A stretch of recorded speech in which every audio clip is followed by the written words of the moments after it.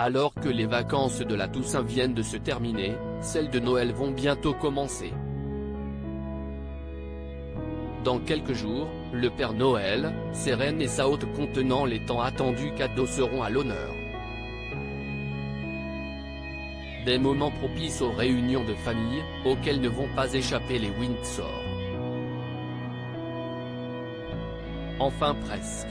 Si tout le clan sera a priori au Royaume-Uni pour célébrer les fêtes de fin d'année, un couple résiste encore et toujours à l'appel des retrouvailles, Meghan Markle et le prince Harry.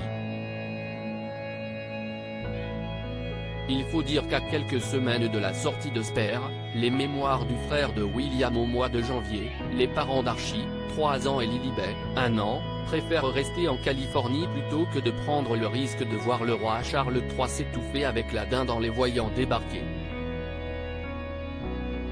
Les retrouvailles avec les Sussex ne seront donc pas pour tout de suite, pour ne pas dire jamais, mais cela n'empêchera pas tous les autres de se réunir autour du nouveau souverain, de la reine consort et des membres actifs de la royauté. Si ce n'est pas la première fois que les Windsor feront sans Meghan, Harry et les enfants, de grands bouleversements vont intervenir. En cause ?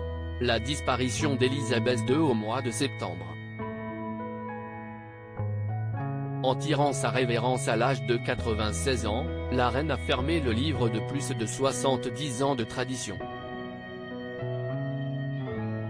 Celles de Noël en font partie. De son vivant, l'emploi du temps des fêtes de fin d'année était presque millimétré et semblable d'une année sur l'autre. Une sorte de rituel qui pourrait bien être bouleversé. Un Noël pas comme les autres. Jenny Bond, correspondante royale pour la BBC, s'est confiée sur ce à quoi pourrait ressembler le premier Noël sans Élisabeth II dans la famille royale. Si des retrouvailles à Sandringham dans le Norfolk sont prévues comme d'habitude, certains détails ne seraient plus. Cette année, les membres de la famille royale ne devraient plus être obligés de regarder le discours de fin d'année du monarque, comme il était coutume de le faire avec Élisabeth II. Comme le rapporte The Sun, Charles III enregistrera son discours à l'avance mais n'a pas pour but d'imposer son visionnage au clan au moment de sa diffusion à la télévision.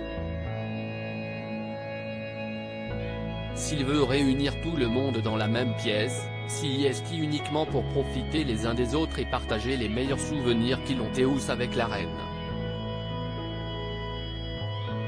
Des instants qui s'annoncent déjà riches en émotions.